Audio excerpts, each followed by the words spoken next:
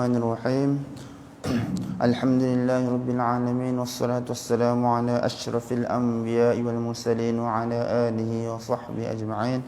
Rabbi shrah li sadri wa yassir li amri wahlul 'uqdatam min lisani yafqahu qawli.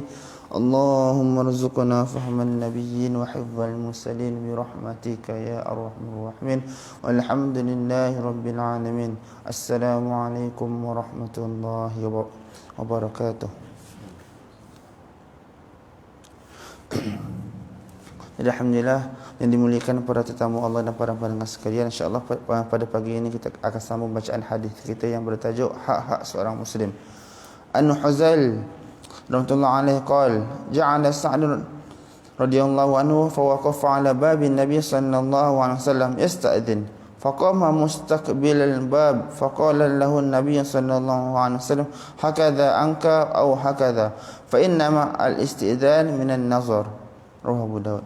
Hadrat Huzail radhiyallahu alaihi meriwayatkan bahawa Sayyidina Sa'ad radhiyallahu anhu telah datang lalu berdiri tepat di hadapan pintu rumah Nabi sallallahu alaihi wasallam untuk meminta izin, yakni masuk ke rumah baginda sallallahu alaihi wasallam.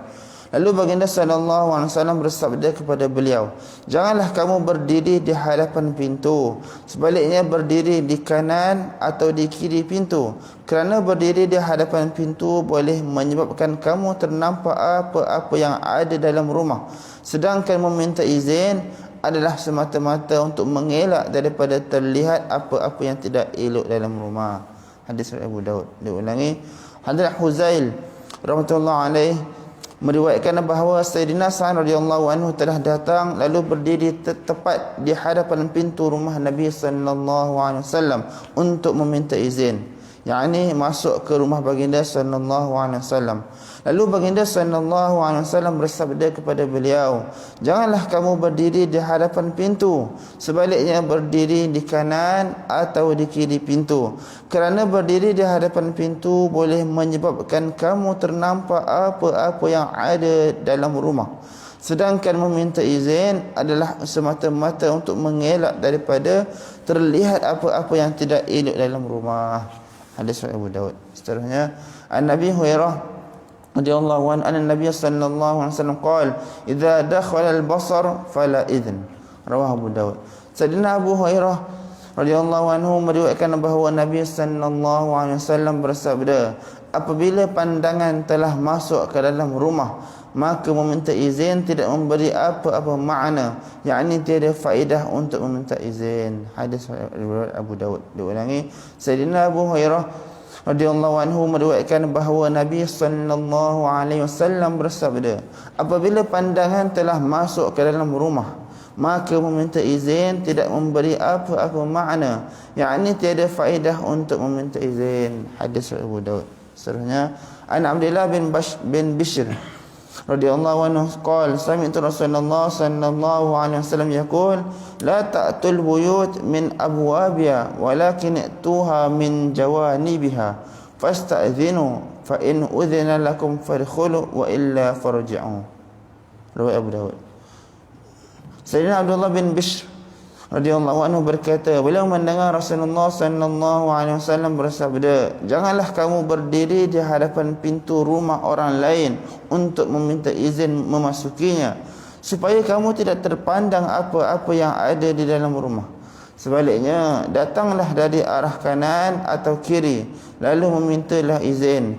Jika kamu diberi keizinan, maka masuklah, dan jika tidak, maka pulanglah. Hadis riwayat Tabrani. Diulangi, Sayyidina Abdullah bin Bishr radhiyallahu anhu berkata, beliau mendengar Rasulullah sallallahu alaihi wasallam bersabda, janganlah kamu berdiri di hadapan pintu rumah orang lain untuk meminta izin memasukinya, supaya kamu tidak terpandang apa-apa yang ada di dalam rumahnya.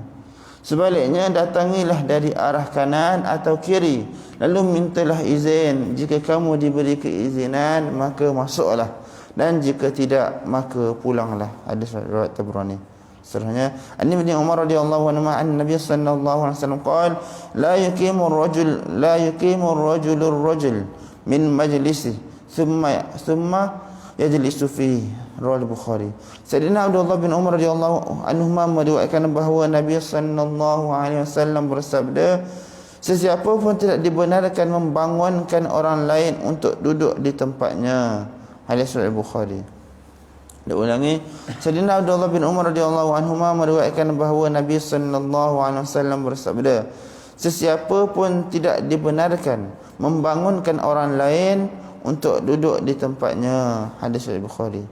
Seterusnya, an Abi Hurairah radhiyallahu anhu anna Rasulullah sallallahu alaihi wasallam qala, man qama fi majlisihi thumma raja'a ilaihi fahuwa ahaqqu bihi, rawahu Muslim.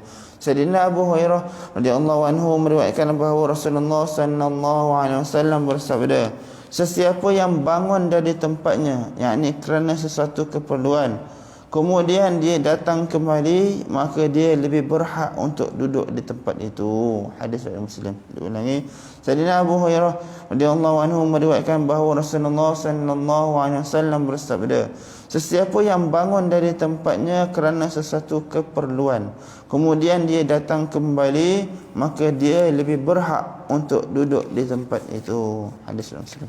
Hadis akhir insya-Allah, an Umar bin Shu'aib an abihi an jaddi radhiyallahu anhu anna Rasulullah sallallahu alaihi wasallam qala, la yujlas baina rajulaini illa bi idnihima, rawahu Abu Dawud.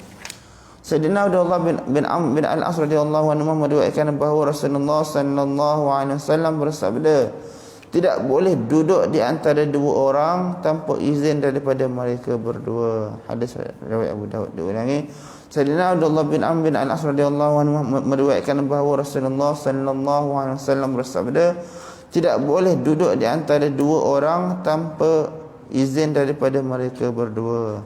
Hadis Abu Dawud. InsyaAllah bangsa dapat utamakan dan sampaikan insyaAllah. Kita majlis kita dengan tasbih kafarah dan subhanakallahumma asyhadu an la ilaha illa anta astaghfiruka wa atubu. Bismillahirrahmanirrahim. Innal ladzina amanu wa amilus solihati minna